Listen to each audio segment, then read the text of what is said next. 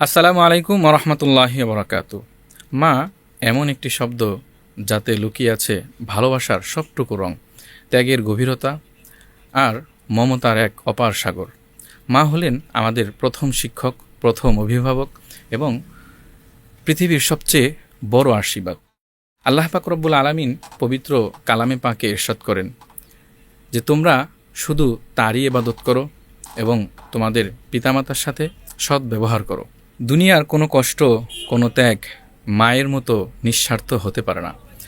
আল্লাহ রাসূল সাল্লাল্লাহু আলাইহি সাল্লামকে একজন সাহাবী নবীজির কাছে জানতে চাইলেন যে আমার উপর সবচাইতে অধিক হক কার? আল্লাহ রাসূল সাল্লাল্লাহু আলাইহি সাল্লাম বললেন, তোমার মা।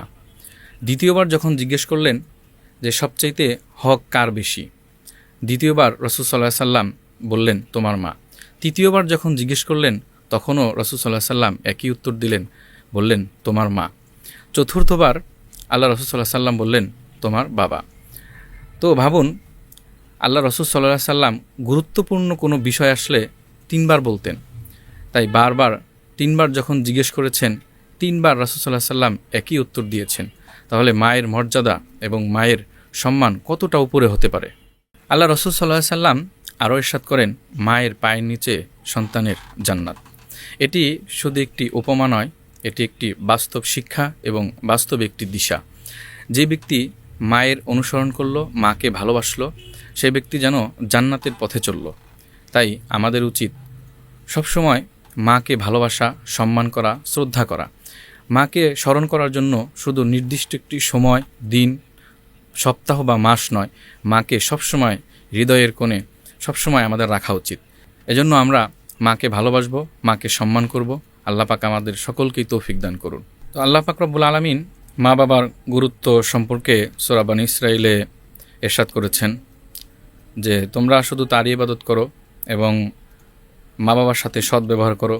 এবং মা বাবা যখন একজন বৃদ্ধ অবস্থায় উপনীত হয় অথবা উভয়ে বৃদ্ধ অবস্থায় উপনীত হয়, তখন তাদের সাথে সৎ ব্যবহার করো এবং তাদের জন্য দোয়া করো যে হে আল্লাহ, আপনি তাদের উপর রহম করুন, তারা আমাকে যেরকম শৈশবে লালন পালন করেছেন।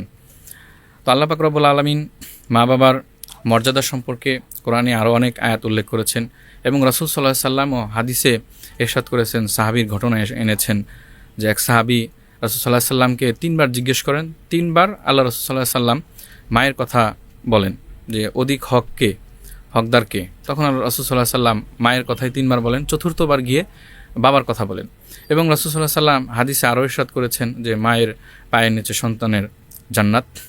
তো ভাই, মা দিবস উপলক্ষে ইসলাম নির্দিষ্ট কোনো সময়, নির্দিষ্ট কোনো দিন, মাকে ভালোবাসার জন্য নির্দিষ্ট কোনো সময়ের প্রয়োজন নেই, নির্দিষ্ট কোনো দিনের প্রয়োজন নেই। মাকে সবসময় ভালোবাসা যায়। তবে মা দিবস উপলক্ষে এমন কোনো কাজ করা যাবে না যেটা বিধর্মীদের মতো দিবস পালন হয়ে যায়, এরকম অর্থাৎ শরীয়ত বিরোধী কোনো কাজ করা যাবে না। তাই আমরা মা দিবসের জন্য আমরা মা দিবস পালন করি। অনেক দেশেই মা দিবস পালন করে। তো আমরা এই মা দিবসটাকে নির্দিষ্ট কোনো সময়ের সাথে, নির্দিষ্ট কোনো দিনের সাথে মিলিয়ে না দেই। আমরা সবসময়ই মাকে ভালোবাসবো। আমাদের সমাজে দেখা যায় যে বাবা কিংবা মা মারা যাওয়ার পর প্রাথমিক পর্যায়ে হয়তো সে 1 দিন, 2 দিন, 3 দিন খুব শোকে কাতর হয়, নামাজ পড়েন। তারপর আস্তে আস্তে দেখা যায় মাকে ভুলে যায়। কবরের পাশে যে জিয়ারত করা, সেটাও অনেকে করে না। তো ওই বছরে একবার দেখা যায় যখন তার মৃত্যুবার্ষিকী আসে, তখন উনি মাকে স্মরণ করেন। এটা আমাদের উচিত নয়। মা এবং বাবাকে সবসময় আমাদের মনে রাখা উচিত, সবসময় হৃদয়ের মধ্যে গেঁথে রাখা উচিত। তো আমরা ইনশাল্লাহ চেষ্টা করব মা দিবস, মায়ের জন্য কোনো নির্দিষ্ট কোনো সময় নয়, নির্দিষ্ট কোনো দিন নয়, সবসময় মাকে ভালোবাসবো, সবসময় মাকে সম্মান এবং শ্রদ্ধা করব। আল্লাহ পাক আমাদের সকলকে তৌফিক দান করুন।